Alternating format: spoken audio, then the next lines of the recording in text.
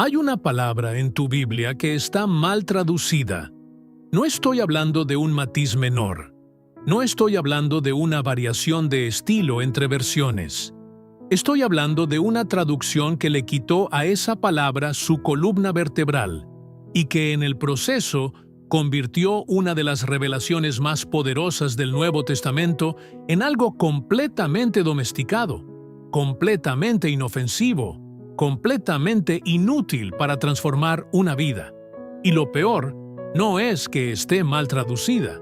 Lo peor es que tu iglesia lleva décadas predicando esa versión recortada como si fuera el Evangelio completo. La palabra es charis. Tu Biblia la traduce como gracia. Y sí, esa traducción es parcialmente correcta.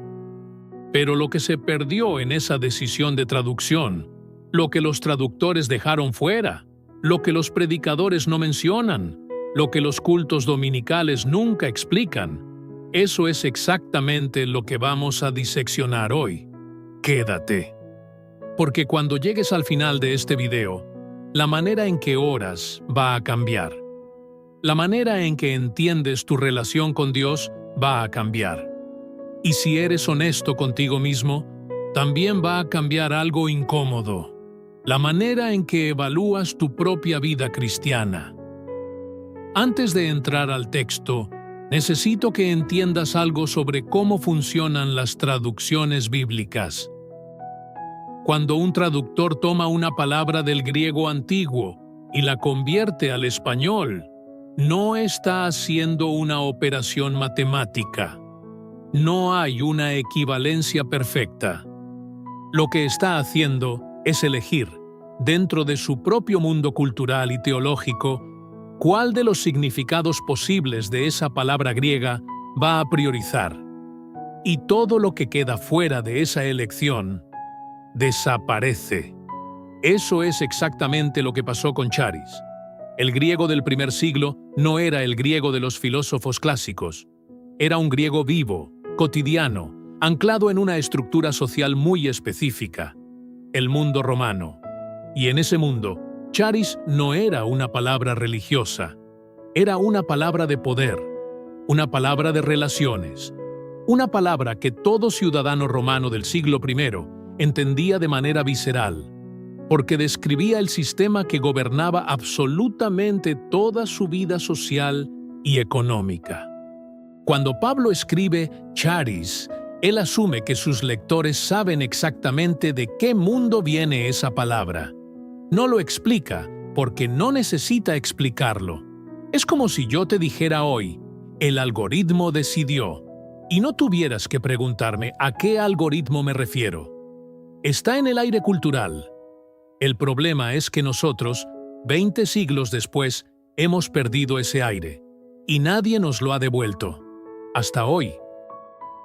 El mundo greco-romano del primer siglo estaba organizado alrededor de un sistema que los historiadores llaman patronazgo, patrón y cliente. Y no era un sistema opcional, era el tejido conectivo de toda la sociedad. Así funcionaba. Una persona de alto rango social, un senador, un magistrado, un hombre rico con influencia, extendía su favor a personas de menor posición, no como caridad, no como filantropía moderna, sino como una relación estructurada con reglas claras, con expectativas específicas y con consecuencias reales si se rompía. El patrón daba recursos, daba protección, daba acceso a círculos de poder que el cliente jamás podría haber alcanzado por sí mismo. Un cliente sin patrón era un hombre invisible en Roma.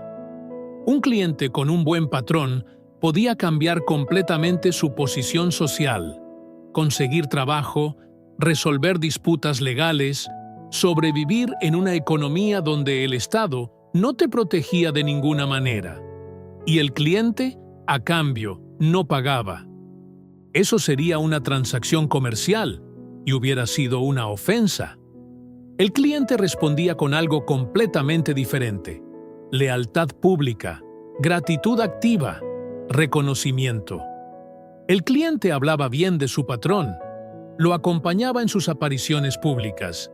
Actuaba de una manera que reflejaba que pertenecía a ese hombre, que era de ese patrón. ¿Ves hacia dónde voy? La palabra griega para ese favor que el patrón extendía era charis, y la palabra para la respuesta activa del cliente, esa gratitud que no era sentimiento sino acción, que no era emoción sino lealtad visible, era eucharistia. Eucharistia. Acción de gracias. La misma raíz de Eucaristía. No es coincidencia. Es el mismo campo semántico. Recibir el favor del patrón y responder activamente a él. Cuando Pablo usa charis para hablar de lo que Dios hace por nosotros, no está usando una palabra vaga sobre bondad divina. Está usando la palabra técnica de un sistema de relaciones que sus lectores entendían en la médula. Les está diciendo, lo que Dios hizo por ustedes en Cristo es la acción del patrón definitivo, del patrón que tiene poder sobre la vida y la muerte, extendiendo su favor a clientes que no lo merecían, que no podían pedirlo, que no tenían absolutamente nada que ofrecer a cambio. Y eso cambia todo. Cuando los traductores convirtieron charis en gracia, capturaron una parte del significado, el favor inmerecido. Correcto. Nadie lo niega. Pero dejaron fuera la dimensión relacional. Dejaron fuera la estructura de respuesta. Dejaron fuera el hecho de que en el mundo donde nació esa palabra, el favor del patrón no terminaba en el momento en que era recibido. El favor del patrón iniciaba una relación con implicaciones concretas para ambas partes. Y aquí es donde tu iglesia probablemente te ha fallado, aunque no lo haya hecho con mala intención. La gracia se predicó como punto de llegada. Fuiste salvo por gracia. Punto. Descansa. Y hay verdad en eso. Pero se convirtió en una gracia pasiva, una gracia que no genera ningún movimiento en quien la recibe, un cupón celestial que guardas en el bolsillo, un seguro espiritual que te cubre pero que no te transforma. Eso no es charis. Pablo en Efesios 2, 8-9 dice, «Porque por gracia sois salvos por medio de la fe, y esto no de vosotros, pues es don de Dios, no por obras, para que nadie se gloríe».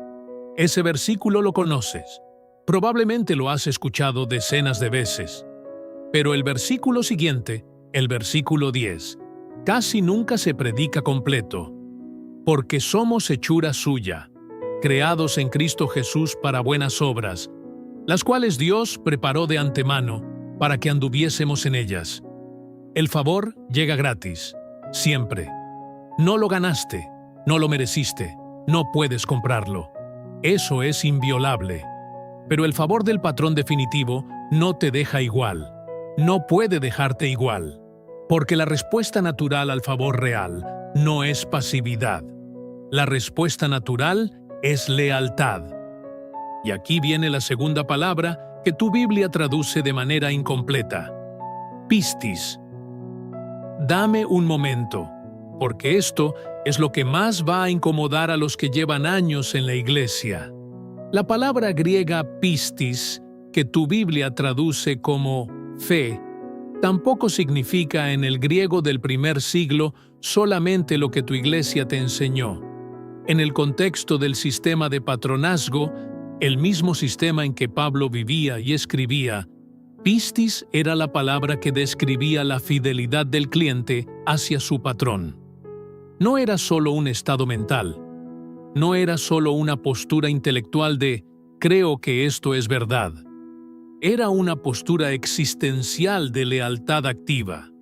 Le pertenezco a este patrón, actúo en consecuencia, mi vida entera refleja esta relación. Fe como lealtad. Fe como fidelidad demostrable. Fe como algo que tiene consecuencias observables en cómo vives. Esto no es salvación por obras. Necesito que escuches esto con cuidado, porque sé que ahí está la resistencia.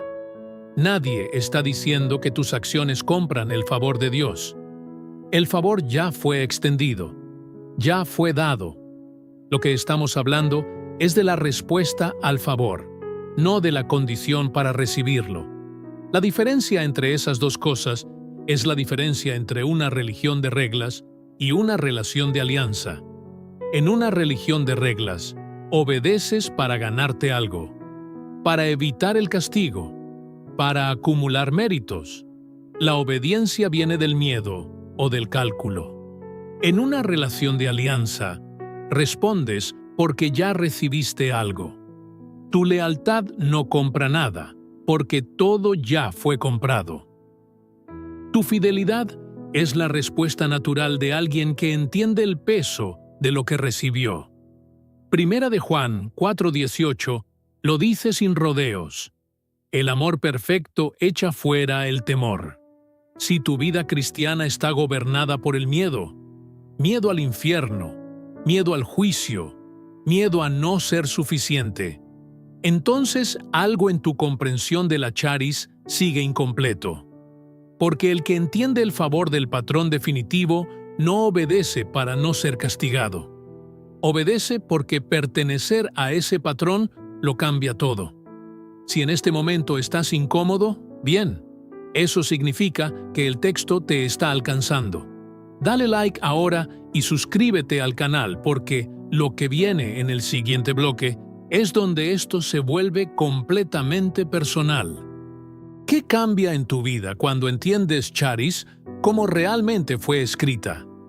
Hay 3 áreas concretas donde esta recuperación del significado original de charis cambia algo real en tu vida cristiana. No teóricamente, no en abstracto, ahora mismo. Primera, la manera en que oras. Si entiendes la gracia como un favor genérico y distante, oras como mendigo. Llegas a Dios con la cabeza baja, con la actitud de alguien que no sabe muy bien si merece ser escuchado, que tiene que convencer a un juez severo de que le preste atención. Esa no es oración cristiana. Esa es ansiedad religiosa disfrazada de espiritualidad. Pero si entiendes charis como el favor del patrón que ya fue extendido, que ya cambió tu estatus, que ya garantizó tu acceso, entonces llegas con algo completamente diferente. Llegas con parresia, que en el griego del Nuevo Testamento significa acceso confiado, sin miedo, sin vergüenza. La misma palabra que usa Hebreos 4:16. Acerquémonos, pues, confiadamente al trono de la gracia. Confiadamente. No suplicando permiso de entrada, entrando. Tu oración cambia cuando entiendes que no estás llamando a una puerta que podría no abrirse. Estás entrando a la casa de tu patrón porque ya eres parte de esa casa. Segunda, la manera en que sirves. El cristiano que no ha entendido charis sirve para ganarse algo. Sirve para sentirse mejor consigo mismo, para acumular puntos en algún registro celestial imaginario, para que Dios no se olvide de él. Ese servicio tiene una textura particular. Se cansa, se resiente, necesita reconocimiento, se derrumba cuando nadie lo ve. El cristiano que ha entendido charis sirve desde otro lugar completamente. Sirve porque cada acto de servicio es un acto de lealtad hacia el patrón que lo cambió todo. No necesita audiencia, porque no está sirviendo para construir una reputación. Está sirviendo porque reflejar al patrón es parte de lo que significa pertenecer a él. La diferencia no es de cantidad, es de raíz. Tercera, la manera en que enfrentas el sufrimiento. Aquí es donde la teología se vuelve realmente costosa, porque cuando el sufrimiento llega, y llega, el cristiano con una gracia pasiva no tiene vocabulario para procesarlo. Si Dios es bueno y me da todo lo que necesito, ¿por qué estoy sufriendo?